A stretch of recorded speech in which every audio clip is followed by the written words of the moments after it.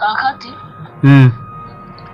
niyo buzibu usanga mwenda esime nkubite nembuzo liyo cha emugamba ndi bulungi nambuzo oliwa nembuza gwa anga ambuza gwani anga bakale kasoke kwebulira nze ndi mukozi wa wano mu Uganda ndi security ambuza mazima byoyogera obiyimirideko dollars byagukola nemugamba biyimirideko yabikola angamba mu bantu bonna be bampadde batadeko sente nabyo mwana mutori n'emyaka meka nemugamba n'emyaka 7 yabigukola ngo n'emyaka meka nemugamba yabikola ngo n'emyaka 2 mugumu angaba bampadde sente okumutankolenca mpulye ekisaku gwe ate na sente nazikwase emugamba babeso niwandi n'abaana basatu tebalina taata tebalina yezaaliwo tebalina jjaja tebalina senga sonyiwa emwegayirira mu kumwegayirira n'entandika okukaaba simu n'ayijjako ayijjako teyazeemu kunkubira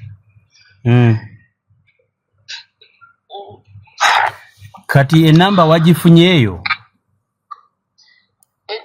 enamba ibadde teri eri namba oba ya kampuni simanyi terabika tekolaki eri 1111 yokka si zino 07 kya aiba tusaba obuyambi anze kenyini obwana bwange buli busatu bwonna bulwadde sina kyakuzaako abi mutuyambe munyambe nnyo munyambe n'abane era bonna babeeraliikiridde waliwo be babadde batandira ku mapiki buli omu alina okweraliikirira tetulina we tuyita tetulina we tutta otwala omwana kutwali ekiro baasuze ffenna nga batulumye bayimiridde ku miryango tosobola kufuluma tingenze kunoonya eddagala ly'omwana ngange kenyini ddagala ogenda kujaga bakuliiko ebintu bizibu bawula eddoboozi lyo yakubidde wali oliwuliddeko mu kusooka oba gwe gusoose okuliwulira nze kwe gusoose okuliwulira kubanga owedda abapoliisi babadde bankubira nga batuyita tugende wano nawano naye omusajja wankubidde gwe lusoose okumuwulirako wedda banne balina abantu babadde bakubira naye ze babadde tebankubiranga kati abapoliisi abasoose bakubira babadde babagamba mugende mweyanjule ku poliisi babadde bakawembe just nga twagenda eyoko ne batugoba kati babadde batuyita tuddeyo twakola buli kimu naye tebayiga toli agapapula konna baduwa nebyo twatutte babisigaza ne bagaana bitu kati babadde batukubira tugendewo ne tutya tetugaana gendayo ne bo mubekakasizza nti babadde baku poliisi oba nabo gabadde masimu ga bulijjo babadde baku poliisi kubanga oyo mukazi tubadde tumumanyi n'edoozi nga tulimanyi atugamba tunoonye abantu twekunganyirizeewo atusangewo ne tutya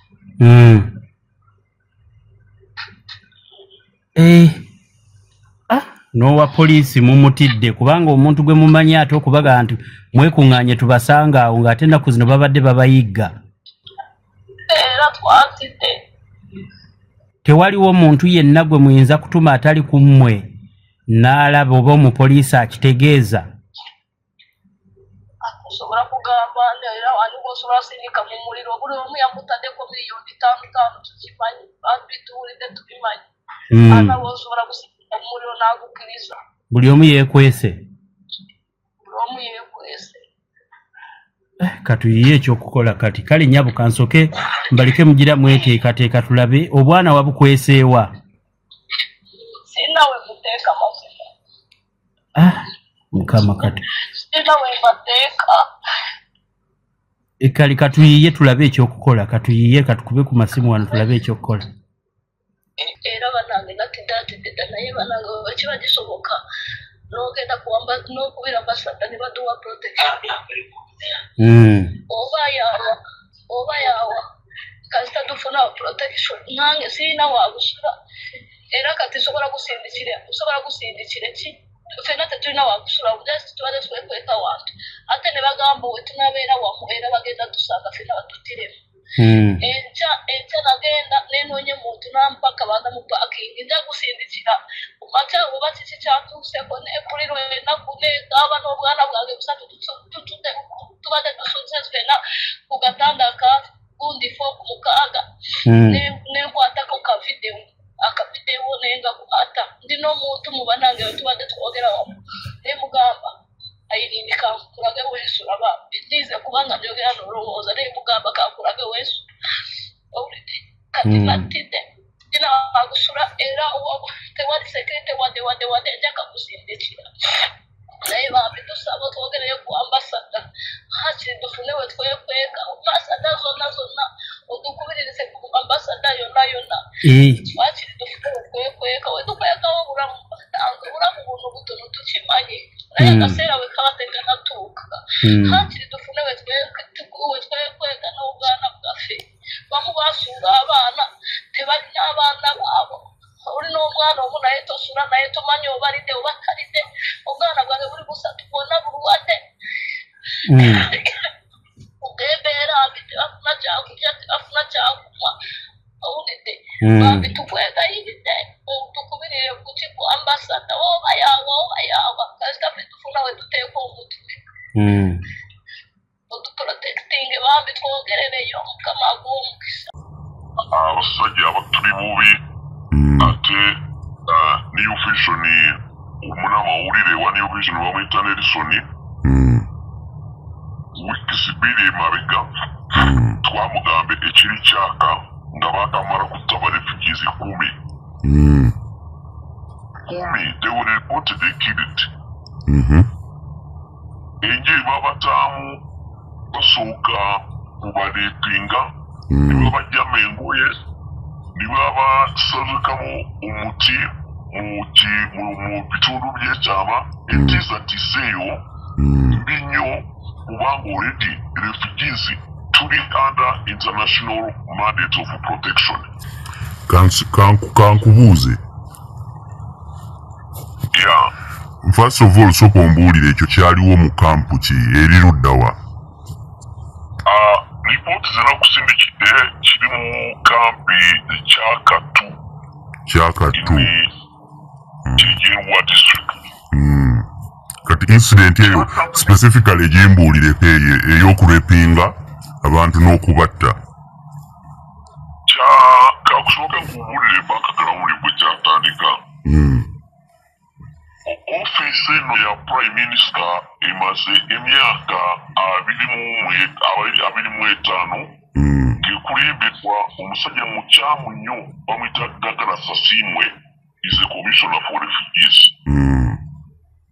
Douglas Asiimwe ono mulwadde wa siriimu. Ate n'ekirala omukozi wa ssente ez'obubbi.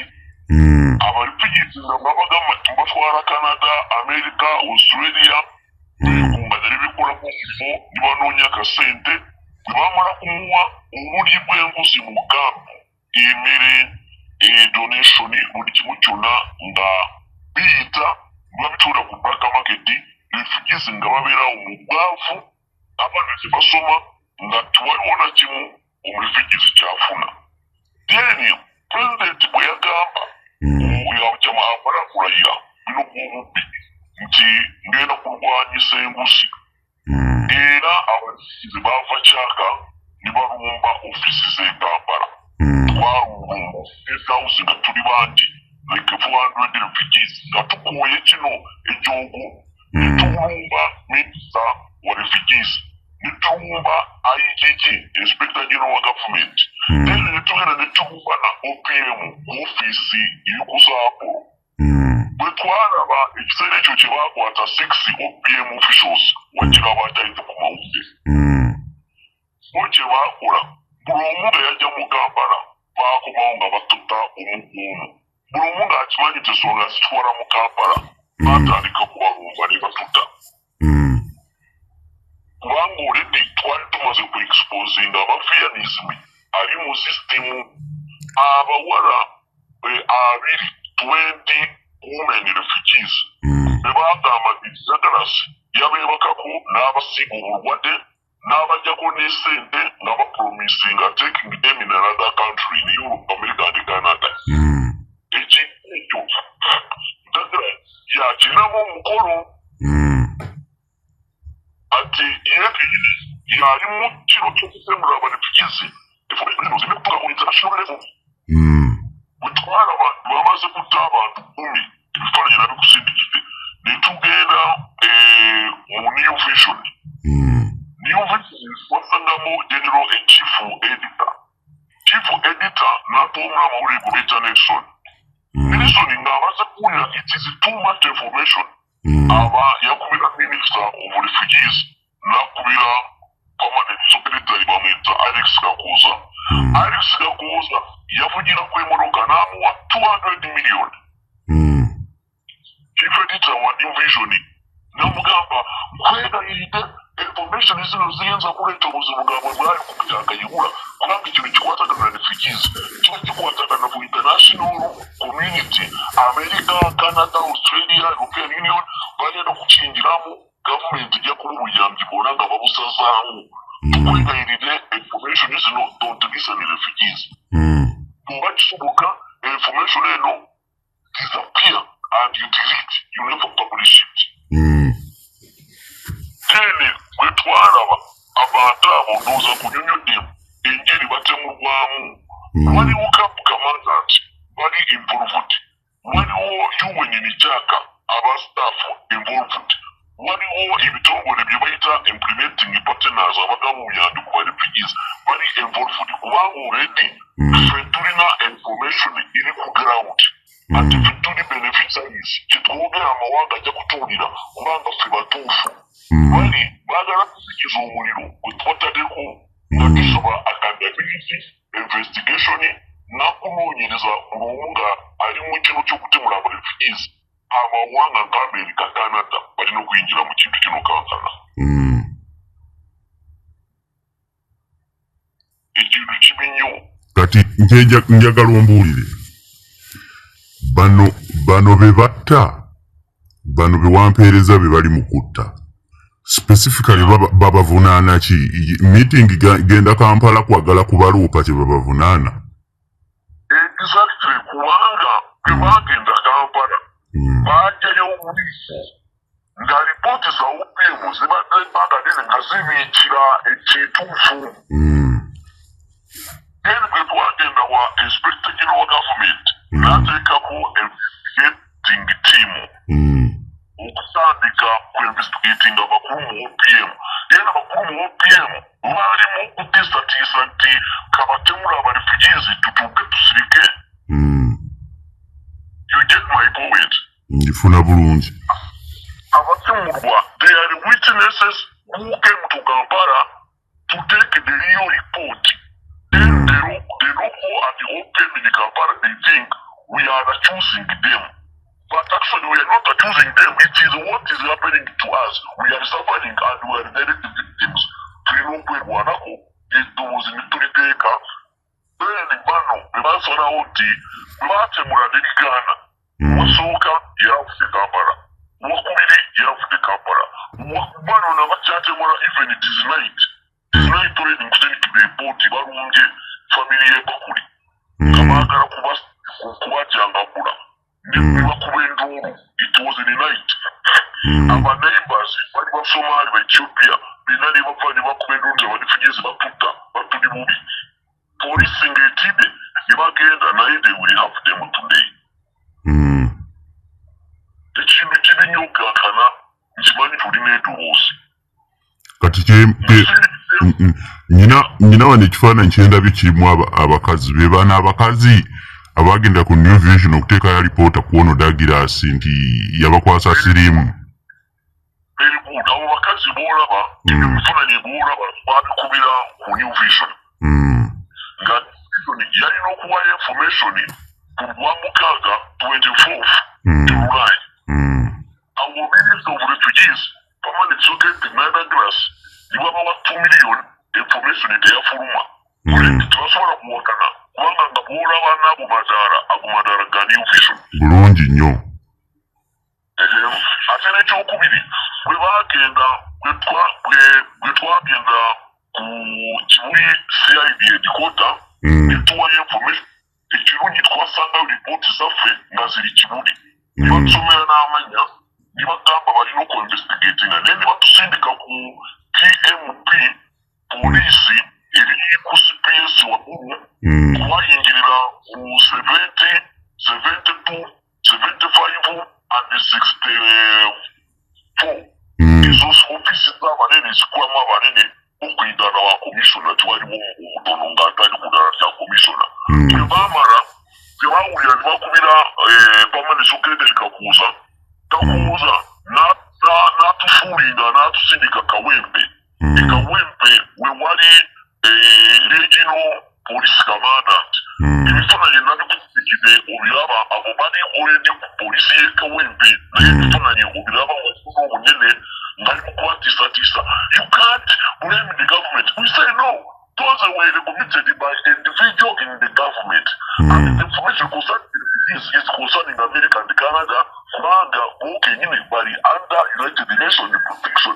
Lwaki refugees batuta government tubagamba ne musirika mwagala just kutusilencinga tuleme kwogeranga ebiriwo. Uganda bw'aba temusobola okukuma ba refugees. Tell America and was taken to another country. And suffering here and silence. Kawempe bwe baamala kutubuzaabuza ne tukiraba ne tubagamba nti mitumani katukubire abakuba amawulire ga international then nawe kenyini gavumenti kimanyi information eno twe twagala nti etuuka America etuuke wa Trump etuuke olede buli wamuwulaba nti erina okutuuka it is international news. Kati njagala kubuuza report gye mwali mutwala ku New Vision gye mwali mwetaaga okubeera ng'ebeera published yali ekwatagana ku Douglas ono. You were complaining about Douglas okwasa bano abakyala siriimu obanga mu complaininga generally kukutta aboogera biki? Generally abakyala baali bakukinga kubakwasa siriimu kubanga olidi end of them waliwo omuntu omu yekka atalina siriimu abalala bakirinako ekyo kifaananyi kyolaba. Kati kyo yakikolanga atya? Kuba kati mu bintu by'okwebaka n'omuntu nga Douglas ebiseera ebisinga abantu baba boogedde oba ne bakaanya oba ne bakola ki? Kati ye yaba exploitinganga atya? Omurefugees nga bw'omumanyi ava e Congo e Rwanda n'e Burundi n'e Somali ng'alina ebizibu bye. Then ono Douglas bw'agenda mu refugee camp okuwuliriza ebizibu era atekinga advantage of their vulnerability n'abagamba nja kukuyamba nja kukusomesereza abaana nja kukukwatiramu buli kimu bwe kyetaagisa ate nange nja kusayininga ebipapula mutwale Canada America obulamu bukyuke naye jangu Kampala oba Mubende oba Mbarara oba Kyenjojo oba Muyima kubanga izo campus izo commissioners zituukamu. Then we meet in somewhere where we can talk without the conveniences in the hotel room. And when you refugee bacha ng'akimanyi nti omukulu ajja kumuwuliriza. This is the way he ended up exploiting them sexually. Then bano ba refugees bwe balaba nti tabayambye tabasiiza obulwadde nga bamaze kuwulira nti Kampala they have put an office of Inspector General of Government ne bajja ne bamulumba. Bwe baamala kumulumba aba-OPM banene bagamba nti it is not going to be an international news. We should stop it at local level. Ne bagenda mu New Vision ne bagamba temubifulumya, this is government newsletter. Then kirala abantu bangi nga bw'olaba ripoota ogisoma waliwo bano ba family relatives y'abantu batikwa bagenda ku New Vision batuwa obwenkanya kubanga tibafiiridde out of the camp. They were killed within the camp and the camp is having police officers. Why the OPM, UNHCR and the police they can't start an investigation to arrest the culprits? Actually katugende ku ekyo abantu bano bewampeereza mbutuufu babatabulutale ng'olaba oli bamufumisa ekintu mu mutwe omulala bamukoze batya kati bano specifically bewampeereza abatibwa batibwa mu kampu ki batibwa mu refugee camp y'ekyaka ekyegerwa kati babatta soko nnyonnyolemu how they are killed ozuuka ku makya n'osanga oli afudde then actually ntandikira ng'onnyinyonnyola mu kampu bani aba responsible for security then abantu babeera batya mu kampu then onnyonnyole n'engeri ki omuntu ono gy'atuuka okufiira inside the camp nga temulimu ne security eyasooka bwe kyatandika kampu kamanda bamwita Danieri yagamba mu meeting nti buli omu ng'agenda Kampala kuloopa OPM ajja kufuna obuzibu ate nze sigenda kubiyingiramu nga poliisi olwabako okutiisatiisa kwaliwo nti basikize abarefugees baleme kuva mu kampu nga bagenda mu Kampala era kubanga bali bamaulira omulanga wa pulezidenti bagamba nti tubonaabonye ekimala ekiba kibe tugende bwe bagenda e Kampala eyasooka kutemulwa yali omukyala gwalaba munene ne Green Adeero ono bwe bamutemula nga 11 ku makya nga bwe baamala kumulipinga ne bamutemula bano bali memba wa community gye bayita Banyamulenje is like Tutsi, is like Bahema, is like Batusi, the cultural keepers in the Congo, Banyamulenje. Bano Banyamulenje bwe balaba ku majjatu muntu waba fudde ate nga fudde Kampala kulumpa esongase watandika kwekalakaasa okiwulira bwe bamala kwekalakaasa bafiirawo abarefugees 3 enamba abo ne bafuuka 4 kuva ku 4 5 6 7 8 9 baatemulwa in refugee camp bona nga poliisi nga eri commandant kwali eruko leaders b'ekampu nga kwebali OPM nga kwebali United Nations High Commission for Refugees nga kwebali naye tebalina kye baakola kubanga baali baagala kusikiza omuliro nga biyise mu terrorism activities gye bakolera ku refugees abazze mu Kampala kulumpa then aba-refugees bwe bajja mu Kampala okulumpira commissioner wa refugees bamayita Patrick Okero yakubira kampu commandant n'amulimba nti those who are dying, they are dying of Ebola. Otuwulira kankana mpulira bulungi neni abarefugees okwekalakaasa nekuddamu omuliro nekweyongera nebagamba abantu babafumisa ebiso abantu babakubya akambi mu mutwe abantu babakoze buli kimu babalepinze then kampu commandant ng'akimanyi is behind bino ebiriwo n'alimba nti no one died, those who are dying they are dead because of Ebola. Ekyo kyalaga refugees tiwaliwo bwenkanya kwe tuyinza kufuna kubanga OPM is using money to manipulate and give false information to the government officials in the Kampala. Ne tugamba nti mwekyo tulina okukola katwetuukirire ku bakulu. Then bwe baalaba nti tugenze ku bakulu baapaninga amayumba baayonoona emmere gy'abarefugees baatiisatiisa abantu abalala even they went missing abalala ne baduka mu kampu ne bajja kwekweka mu Kampala abeekolese Kampala batandise kubalumba kankana abaava mu kyaka nga batandise kuddayo ng'embeera tena bakutereera batandise kubalumba with guns. Uganda is safe.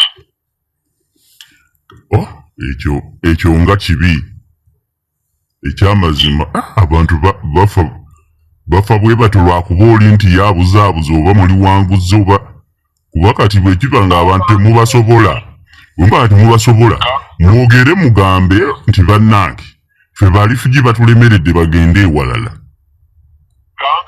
Kankana, imagine service ya bwerere.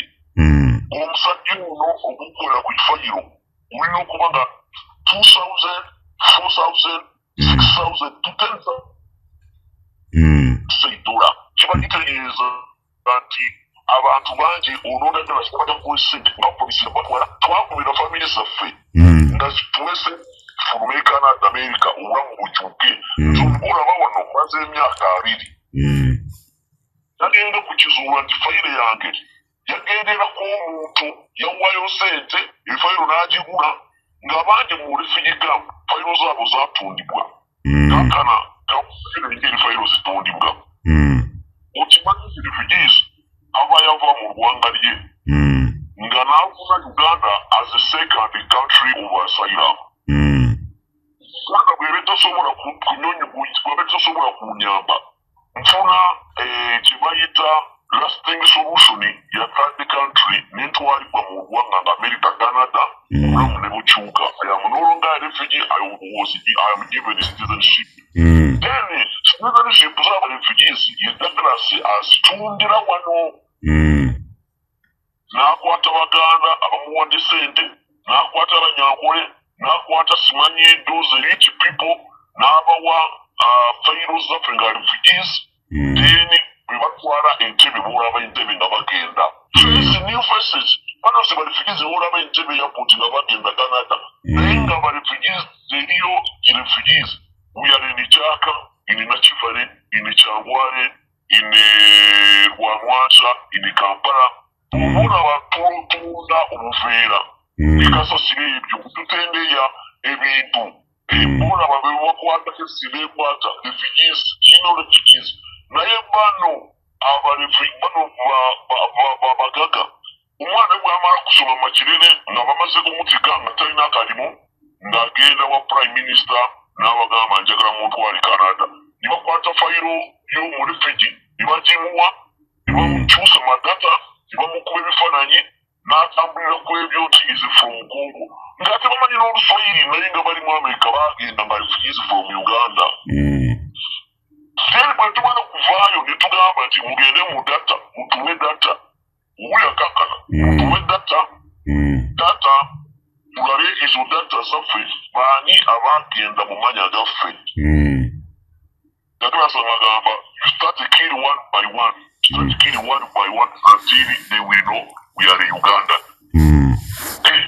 Which will be you could just shock of international. When Muba Temusura Kusika, together of Batilla one to Baragenti, Uganda Yafe.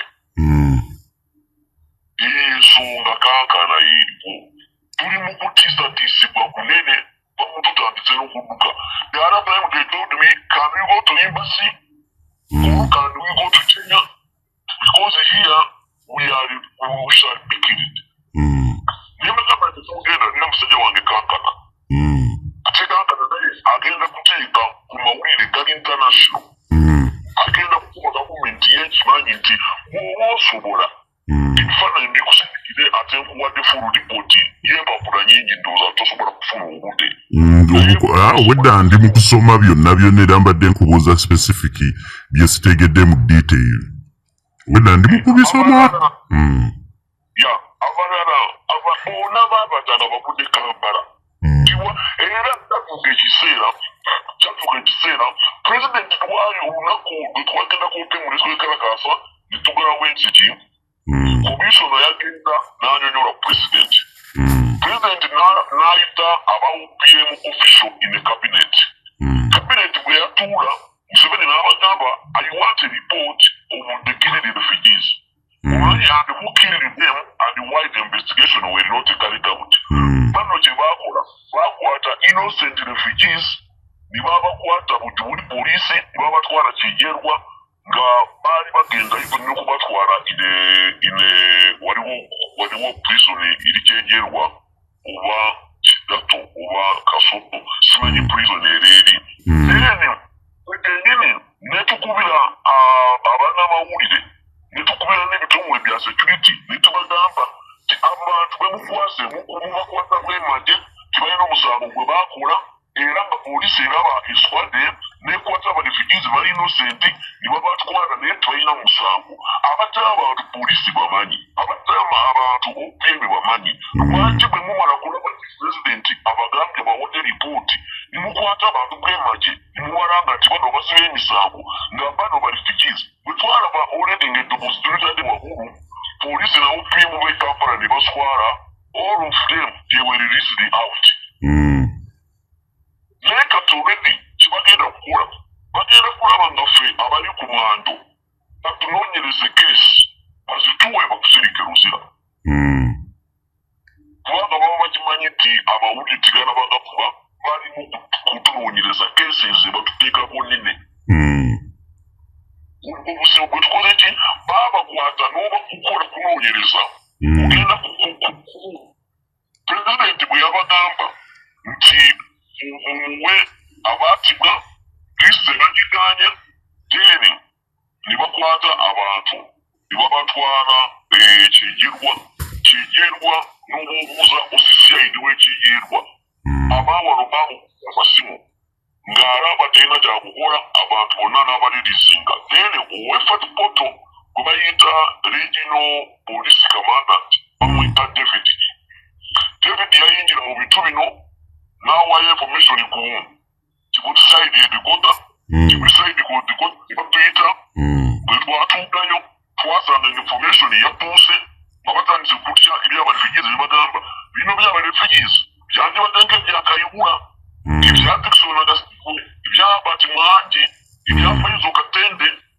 ebyo byaliwera kuba deni n'atya n'agamba nti bino bya information eby'abarefugees bino bitandise nga bwekyali ku kyakayibula kyo kirakayibula bwe baamusiba yagamba munsibye naye abakola ebintu bino bakyali mu ofiisi simanyi obukinyojira bwe baamuteeka emakindi okinyojira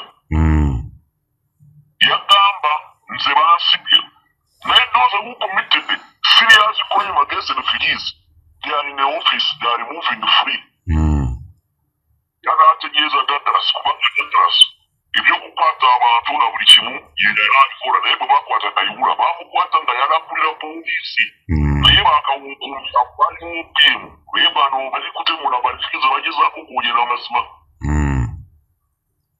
kyekyo kankaka simanyi oba waliwo n'ekirala ky'obuuza abali mu kutibwa si bakyakatugga kubanga kyaka eraga ebig namba naye bino bikwata ku abarefugees bali mu Uganda bonna ekyangwale batibwa kyaka batibwa bangi era kiva ne batibwa olaba ne Kampala bali mu kutya kitegeeza already everyone is under threat. Kubanga Douglas akoze bikolobero bingi okukabakasa abakasi okubajjako sennina bapromisinga kubatwala n'atabatwala okubatiisatiisa kidinaapu disappearance fact eno